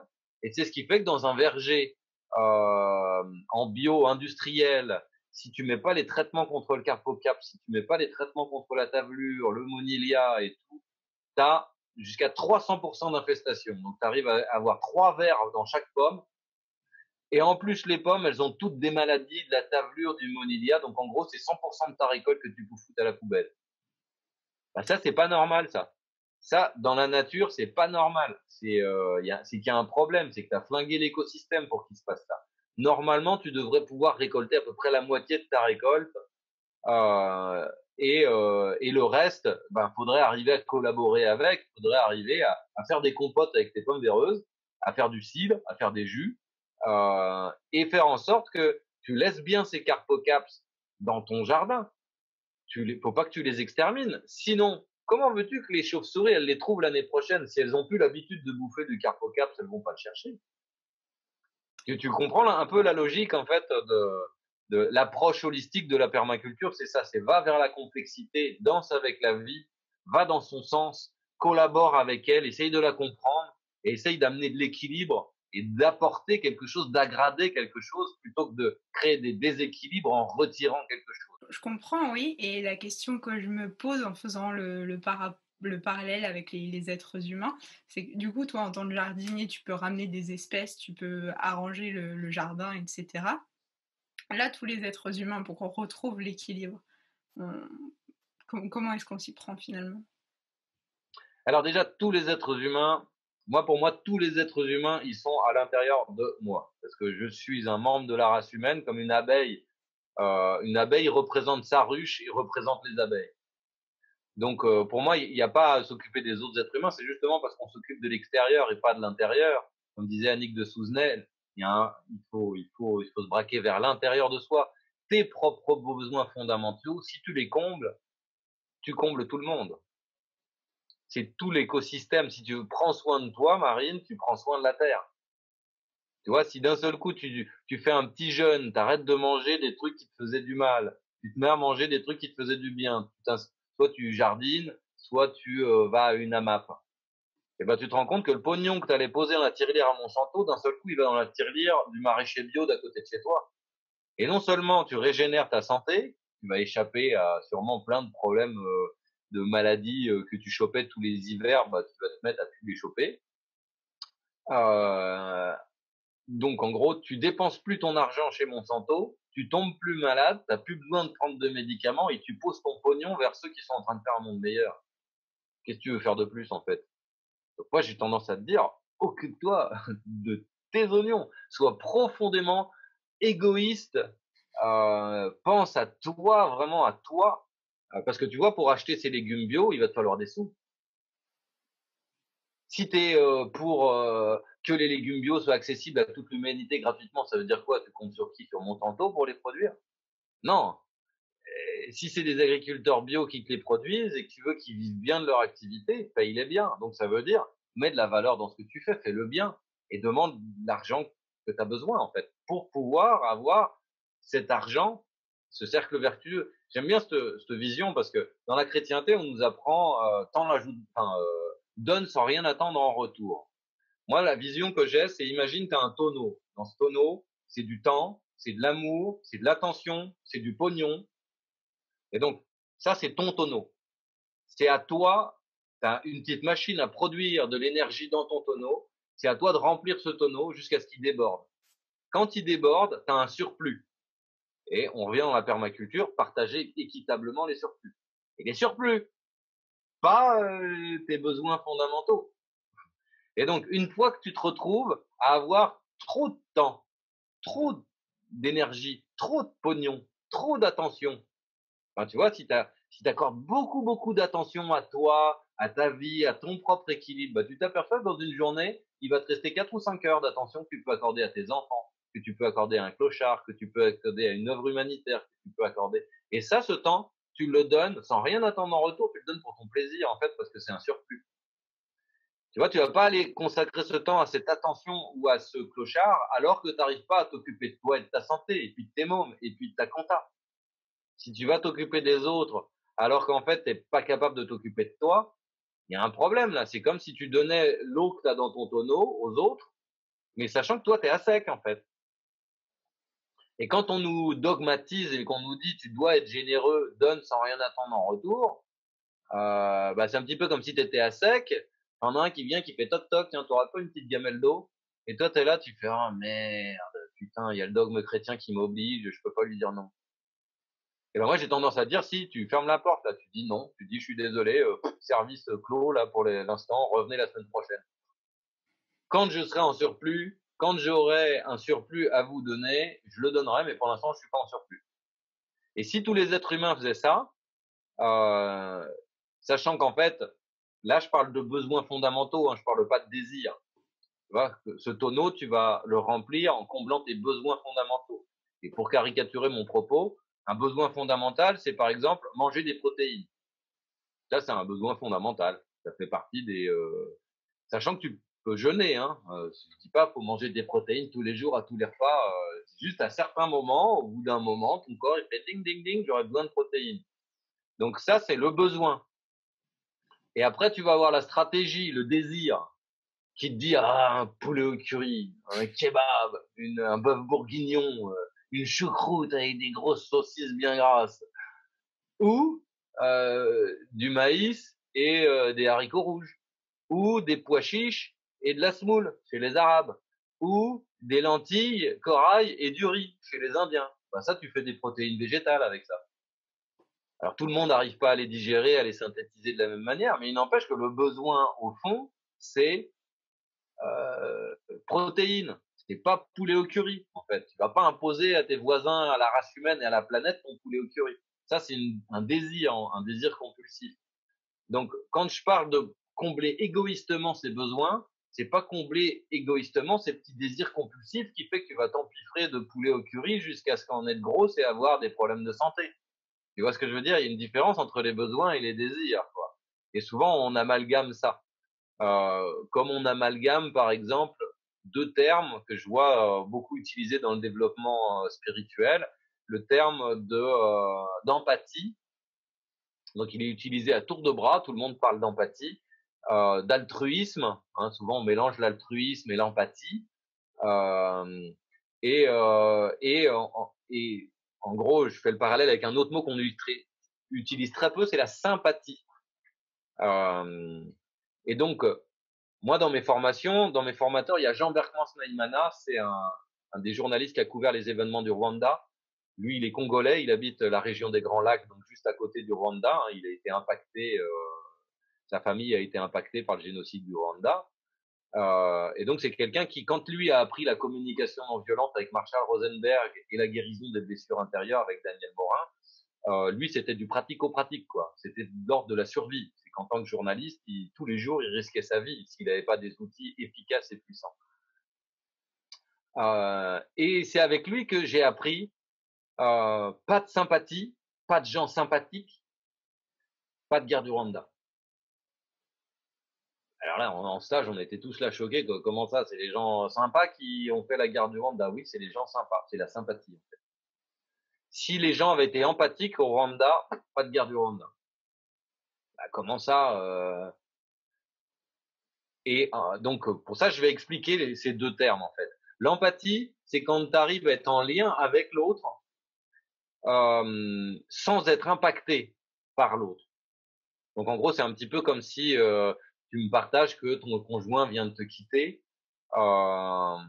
Et là, du coup, je vais te faire de l'écoute empathique et je vais te dire, ouais, Marine, en fait, ce qui se passe pour toi, c'est que ton conjoint vient de te quitter. Et de ce que je ressens, en fait, c'est que tu es démuni, t'as le cœur qui te fait mal, tu te sens seul et tu te poses des questions pour ton avenir. En fait, comment ça va se passer? C'est bien ça que tu vis. Et là, tu vas encore plus t'effondrer en larmes. Et oui, je comptais tellement, je pensais tellement que c'était l'homme de ma vie. Oui, là. Et là, du coup, je vais en remettre une couche en allant encore dans ce que tu ressens, en disant, ouais, et de ce que je ressens, en fait, tu projetais que c'était l'homme de ta vie. Tu pensais que tu allais faire des enfants avec lui. Et là, du coup, c'est tout ton univers qui s'effondre. C'est bien ça. Et tu vois, je veux vraiment rester en lien avec ce que tu ressens, mais moi, en aucun cas, je suis en résonance avec ce que tu vis. Si je rentre en sympathie, bah là, on va se mettre à pleurer tous les deux. Je vais pleurer comme une madeleine parce que tu vas me rappeler ma propre expérience de ma nana qui m'a quitté pour un autre alors que je voulais lui faire des enfants et tout ça. Et je vais pas du tout te remonter le moral, en fait. On va se mettre à pleurnicher ensemble. Ça, c'est la sympathie. Où tu me partages ta colère, où tu vas me dire, tu sais quoi, alors en imaginant, tu vois, tu viens d'une famille raciste, t'en peux plus, t'es une petite arabe en fait, et tes parents ils ont tellement été maltraités par les blancs, les français, ou t'es un petit français et tu t'es tellement fait voler, raqueter par les arabes au collège que du coup t'es devenu raciste. Et tu viens me partager ta colère que il y a un Français qui t'a insulté ou qui t'a empêché de trouver un appartement ou du travail, ou il y a un Arabe qui t'a insulté ou qui t'a volé quelque chose. Et tu me partages ça, t'es folle de rage. Si je suis en empathie, je vais dire, là, de ce que j'entends, en fait, ce qui se passe, c'est que t'es folle de rage, on vient de te voler ta voiture ou te cambrioler et t'as su que c'était un Arabe et ça te rappelle toutes les histoires de ton enfance et t'es folle de rage contre ces gens, c'est bien ça. Mais moi, je suis pas raciste, moi, je suis pas en colère contre eux. Je vais juste être en lien avec ta colère. Si je rentre en sympathie, ça va être oh les enculés, oh ils ont fait ça, ah ces gens-là, tu vois. Et hop, je vais rentrer dans ton délire en fait. Ou à l'inverse, je vais être en antipathie parce que j'ai des valeurs complètement différentes au tien. Moi, je suis dans le camp des Arabes alors que t'es dans le camp des Blancs, ou moi je suis dans le camp des Blancs alors que t'es dans le camp des Arabes. Et là, d'un seul coup, je vais te dire ah on t'a volé ta bagnole, bah c'est bien fait pour ta gueule. Tu vois, je vais jubiler, tu vois, de ta colère là, tu vois, ça vient faire résonner ma colère en moi, mais c'est juste qu'on est dans les camps opposés. Je me dis bien fait pour ta gueule, un partout la balle au centre. Tu vois, en imaginant, toi tu es là, tu te plains parce que tu t'es fait voler ta voiture par un arabe, et moi je suis cet arabe et je viens ça fait déjà 4 fois j'essaie de trouver un appartement et je suis toujours à la rue. Et toi tu es là, tu viens me partager ta colère, et ben ça va faire résonner la mienne et je vais me dire bien fait pour ta gueule. Tu vois la différence entre sympathie et empathie?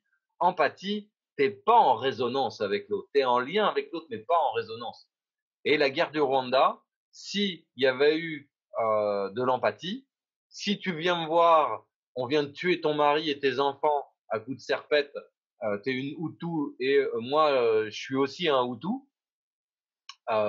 tu viens me voir, tu me partages ta colère, ta fureur et ton désespoir, je te fais de l'écoute empathique et je vois à quel point tu es touché et je vois à quel point aussi moi je suis touché par ce que tu viens de dire parce que j'ai peur en fait, parce que je suis et qu'en même temps je suis triste de ce qui va se passer parce que je sais très bien que si je me venge, les enfants de mes voisins vont réagir comme moi je suis en train de réagir en fait et qu'on va rentrer dans un cercle vicieux de violence et de haine qui c'est pas parce que tu allumes profondément de la peine et de la tristesse et de la peur dans mon cœur que je vais raisonner avec toi et que je vais prendre mon coupe-coupe et qu'on va aller se venger.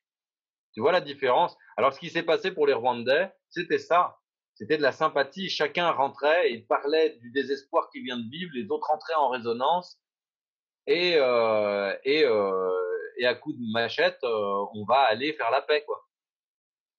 Et, euh, et donc, c'est ça qui est dingue. C'est quand on voit que cette guerre, elle a été orchestrée, comme beaucoup de guerres d'ailleurs, comme bon, je vais pas refaire l'histoire, hein, mais moi, selon moi et selon certaines visions de l'histoire, la guerre de 40 a été orchestrée. Toutes nos guerres et nos génocides ont été orchestrés par des gens qui avaient un bénéfice. Tu vois, pendant la guerre de 40, les Suisses, eux, ils étaient en guerre avec personne. Ils n'ont jamais fait autant de pognon pendant la guerre de 40 que cette époque-là. Pourquoi? Parce qu'en fait, ils jouaient au banquier et tu veux des chars? Ah ben on t'en vend. Tu veux des chars? Ah ben on t'en vend. Allez-y. Vous voulez des trucs de la médecine et hop, on vous en vend. Nous, on est en guerre avec personne en fait. Il y a une super conférence d'Idriss Aberkan qui s'appelle Faire la guerre à la guerre que j'ai adoré parce qu'en fait, il montre bien il y a des petits malins dans la race humaine en fait qui eux sont en guerre contre personne, mais par contre ont un fort intérêt à ce qu'on soit en guerre contre les maladies, à ce qu'on soit en guerre contre le voisin, parce que c'est eux qui nous vendent tout cet armement de destruction. Et pour moi, sortir de ce paradigme, pour répondre à ta question de base, qui était donc comment on en sort, comment on revient vers le paradis. En fait, déjà, c'est sortir de cette dualité, arriver à accepter que tout est parfait, en fait, cette que les déséquilibres viennent pas par hasard. Un peu comme si on voyait des dominos comme ça, tu sais, qui tombent pof, pof, pof les uns derrière les autres, et comme si on s'acharnait haineusement sur le domino, alors qu'en fait, c'est juste une conséquence, une chute. Et que si on veut arrêter cette conséquence, c'est aller à la cause des causes. Et selon moi, la cause des causes, c'est le bien et le mal. Sortons de la dualité. Il n'y a pas de bien, il n'y a pas de mal. Il y a que de la vie qui se cherche. Et que quand il y a une personne qui est en colère, qui est folle de rage, la pire chose que tu puisses faire, c'est lui dire calme-toi. Et qui pour lui dire calme-toi? Demande-lui de quoi tu aurais besoin. Moi, j'ai besoin de silence et de calme. Et donc, de quoi tu aurais besoin pour que tu puisses m'offrir ce silence et ce calme? Qu'est-ce que je peux faire, en fait, pour aller dans le sens de cette colère? Tu vois, t'es fou de rage contre ton voisin. Pourquoi? Parce que tu as besoin de justice. Si je vais dans le sens de cette justice, tu te calmes direct. C'est teste-le, observe à quel point un besoin, il a plus besoin d'être entendu que satisfait.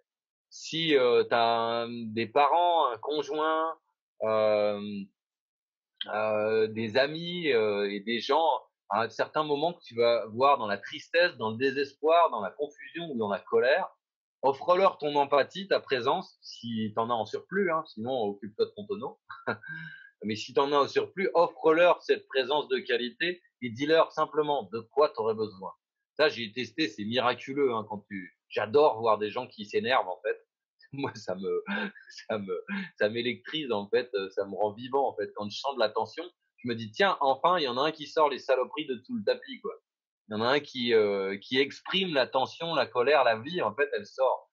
Et ça m'est déjà arrivé de voir des gens comme ça qui commencent à s'engueuler et d'arriver avec un ton assez fort, de dire: «Excusez-moi, je suis médiateur, en fait, je suis prêt à vous écouter. Vous auriez enfin, en gros, c'est toi qui crie le plus, là, et moi, je suis dérangé par ça». Et donc j'arrive en lui faisant montrer, en lui montrant que je suis un mâle dominant, en fait, que je suis pas un gentil bisounours qui fait de la non-violence. Que j'arrive comme un mâle dominant en lui disant: «Ouais, moi, je suis gêné par votre échauffourée, là, et par le fait que ça crie parce qu'on est en soirée et il y a une bonne ambiance et là, vous êtes en train de la gâcher. Donc du coup, tu aurais besoin de quoi?»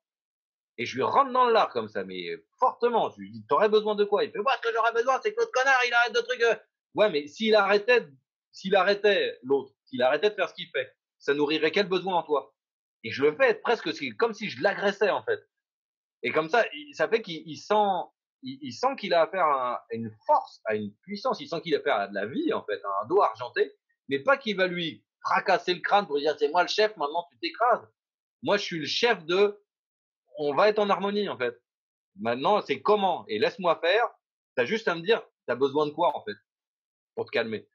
Et quand l'autre dit, «J'ai besoin que l'autre, il arrête de faire ça», et que je lui dis et que je lui pose la question: «OK, mais ça comblerait quel besoin en toi s'il arrêtait de faire ça?» Et ensuite, je prends l'autre et je lui dis: «Et toi, tu aurais besoin de quoi?» Et bizarrement, pof, le ton, il baisse. Et c'est moi qui le fais baisser petit à petit, en fait. J'arrive en étant un peu agressif pour montrer que je suis à la même force, en fait. Et puis petit à petit, hop, je les fais redescendre vers leurs besoins. Et des fois, ils vont boire un coup et se taper et dire merci, franchement, t'es trop cool. Et, euh, et là, du coup, tu vois, si je le laisse me juger, si je le laisse dire ah, Franck, t'es quelqu'un de génial, ça m'emmerde. C'est un petit peu comme s'il me disait ah, Franck, t'es un connard. Parce que moi, ce qui m'énerve, c'est les jugements. Les jugements, ils sont liés à la dualité. Il me dit Franck, t'es quelqu'un de bien. Et ça, je m'en fous complètement de savoir que je suis bien ou mal. Tu vois, je n'ai pas besoin d'eux pour me donner une estime de moi et pour me donner une appréciation.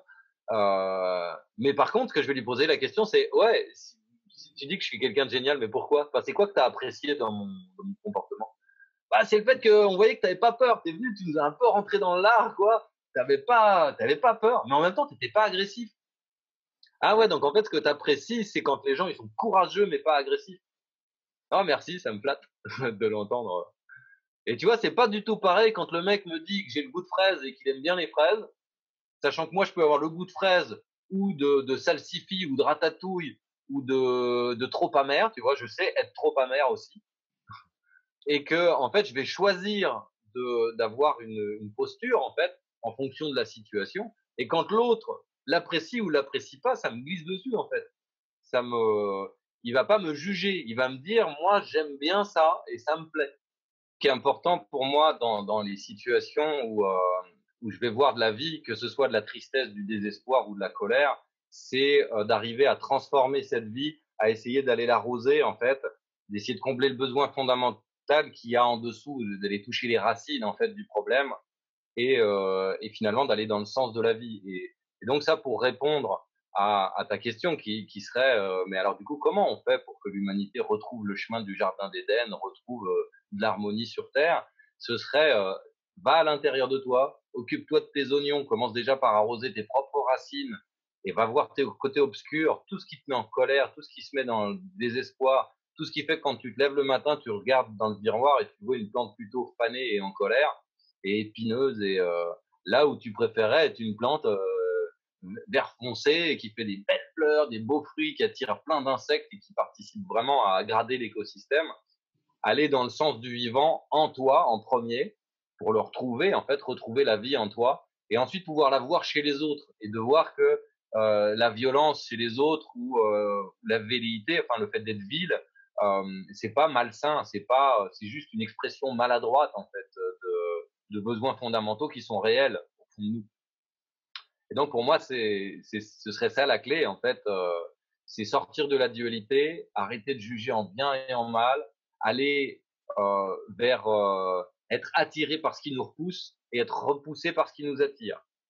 Tu vois, ce serait vraiment le juste paradoxe en fait entre là où les bonbons c'est bon, mais pas pour les dents. Et la gentiane, ah, c'est pas bon, mais c'est bon pour le foie. Tu vois le truc? Où du coup tu te dis: «Ah tiens, je vais me faire une petite heure de méditation, je vais faire du yoga et ça va bien me tirer là». C'est pénible de faire du yoga. C'est pas un moment agréable de faire du tai chi ou de ça demande beaucoup de concentration alors que tu as plein de choses à faire. Faut aller chercher les mômes à l'école, faut que je fasse ma compta et machin et toi tu es là à faire tes gestes, le signe, le machin, à essayer d'être zen alors qu'en fait tu as plein de trucs qui te turlupinent. C'est pas agréable en fait. Et c'est justement quand on va volontairement vers le pas agréable que d'un seul coup, on retrouve une espèce d'harmonie à l'intérieur. Et quand volontairement on va vers pas l'agréable, donc tu vois, comme par exemple le slow sex, la méditation, enfin, des formes de méditation où en fait on va faire l'amour mais sans vraiment faire l'amour, tu vois. Et ça te démange, t'as envie de sauter sur l'autre, tu vois. Si t'écoutes tes pulsions, tu y vas. Et justement, non, tu les contrôles, tes pulsions. Tu te calmes, c'est pas facile en fait. Et tu te rends compte en fait que de faire ce genre d'exercice, ça amène une douceur dans la vie, ça amène une espèce de plénitude. Et c'est à ce moment-là que tu vois le jeu de la dualité, que tu vois vraiment dans ta propre vie le jeu des sens et de la façon dont on est attiré en fait, comme des papillons sur une lumière. Et donc pour moi, la solution, c'est d'arrêter d'être ces papillons qui sont attirés comme des aimants vers un côté, puis repoussés désespérément vers l'autre côté, enfin par l'autre côté. C'est trouver le juste milieu en fait entre ces forces. Et ça passe par aller découvrir le jardin d'Éden à l'intérieur de son petit cœur, en fait, à l'intérieur de soi, aller ramener de la biodiversité. Et il y a une métaphore que j'aime bien aussi utiliser pour pouvoir sortir de ce paradigme dans lequel on est, c'est d'accepter qu'on ait des plantes qui sont uniques. On a des plantes évolutives, en fait, c'est un petit peu comme si on pouvait passer par tout le stade de l'évolution des plantes, hein, de plantes couvre-sol en zone calcaire, sec, jusqu'aux grands châtaigniers des forêts humides, des grands êtres pourpres qui font 40 ou 50 mètres de haut avec de l'ail des ours dans le sous-bois. On pourrait dire que ça, c'est des plantes adaptées, en fait. À la Belgique, par exemple, il pleut tous les étés. Et donc, l'ail des ours, quand tu vas le mettre en Provence-Alpes-Côte d'Azur, il va être malheureux. Il va arriver enfin, l'ail des ours, il survivra pas, mais nous, on est des plantes très, très véloces, très résistantes. Donc, si on a une structure d'ail des ours et qu'on a besoin de la douceur du sous-bois, de l'humidité, on nous fout en Provence-Alpes-Côte d'Azur, on va survivre, mais on va se plaindre tout le temps. Et imagine ce qu'ils diraient du thym et du romarin s'ils avaient un ail des ours qui dit tout le temps, ah, elle fait chier cette cigale, elle chante trop fort, et puis il fait trop chaud, et puis il fait trop sec, et puis il fait pas assez ceci, il fait pas assez cela, ils diraient, ah, c'est chiant, tu râles tout le temps, quoi. Pourquoi? Parce que ses besoins fondamentaux sont pas comblés. Et si d'un seul coup, l'ail des ours, il arrivait à attraper le thym et le romarin, il l'emmène dans un sous-bois en Belgique, à mon avis, qu'est-ce qu'il dirait le thym et le romarin? Ah putain, il fait trop humide, il fait trop froid, il n'y a pas assez de soleil, les champignons arrêtent pas de me bouffer les racines, c'est le bordel ici, ça va pas. Et là, l'ail des ours, il pouvait leur dire pareil, ah, putain, vous êtes chiants, hein, tous les deux, à râler tout le temps, là. Et ben, en gros, c'est un petit peu comme si on prenait un permaculteur punk anarcho-décroissant et qu'on le met chez les bourgeois bohèmes ou des bourgeois bohèmes chez les punks anarcho-décroissants. On a des valeurs existentielles qui sont différentes. On est fait pour ça, aller s'associer avec des personnes qui vont avoir des valeurs qui vont se rejoindre et puis surtout avoir des structures et des morphologies euh, qui vont euh, qui vont se compléter. Tu vois, nous l'équipe, la forêt nourricière, on a vraiment des valeurs en commun. On pratique tous la communication non violente, tous la gestion de conflits, on a tous comme valeur la permaculture, l'écologie, on est tous OK avec le fait qu'on doit faire un business plan et qu'on doit vivre de ce qu'on fait, en fait, et qu'on n'est pas anarcho-décroissant, alors que c'était les valeurs que j'ai incarnées pendant presque 15 ans, en fait, tu vois, pendant presque 15 ans, j'étais anticapitaliste, je pensais que l'argent pourrissait les gens. Pourtant, je me rends compte, c'est juste du papier et que ça n'a jamais pourri personne, c'est plutôt les gens qui pourrissent l'argent que l'inverse. Mais tu vois, tout ça, c'est un cheminement, c'est des valeurs, et j'ai besoin de collaborer avec des gens qui ont les mêmes valeurs. Je me suis retrouvé l'année dernière, enfin il y a 2 ans, dans un château avec des gens, beaucoup de gens qui avaient des valeurs anarcho-décroissantes que j'avais quand j'avais leur âge, en fait, et ça pouvait pas le faire, on pouvait pas s'entendre, ça pouvait pas marcher, ça pouvait pas matcher entre nous, quoi. Et quand je suis parti de ce lieu, oh, quel soulagement, quel bonheur de plus côtoyer ces gens, en fait. Et donc, si vous voulez retrouver du sens en vous, si vous retrouvez le jardin d'Éden à l'intérieur de votre cœur, sachez que c'est pas partout que vous allez être heureux. Vous allez être dans des contextes et avec des personnes avec qui vous allez vraiment vous sentir soutenu, évoluer. Quand ils vont vous rentrer dans l'art, c'est juste ce que vous avez besoin d'entendre.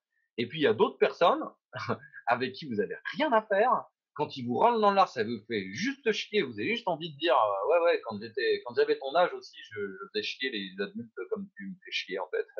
Mais c'est juste que ben en fait, si t'étais mon ado, si t'étais mon fils, je supporterais. Mais là, t'es pas mon ado, j'ai rien à faire avec toi, donc circule quoi. Si t'es pas content, c'est parfait si tu t'en vas loin en fait. Et ça, d'être ok avec ça, d'être ok avec le fait qu'on peut pas plaire à tout le monde, c'est pas possible en fait. Si tu plais à tout le monde, c'est que t'es faux cul. Hein. Comme une plante qui dirait ah moi je peux aller dans tous les biotopes, en pleine ombre, plein soleil, sol calcaire, sol acide, zone humide, zone sèche, passe partout. Il n'y a pas de plante passe partout en fait. Et donc du coup, si tu es ok avec le fait qu'il y a des gens qui te plaisent pas sur Terre, faut que tu sois ok avec le fait il y a des gens à qui tu vas pas plaire.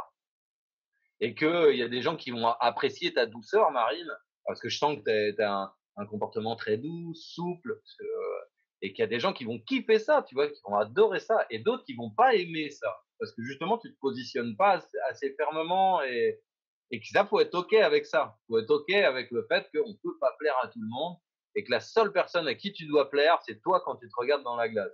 Faut que t'aies le smile, le feuillage brillant.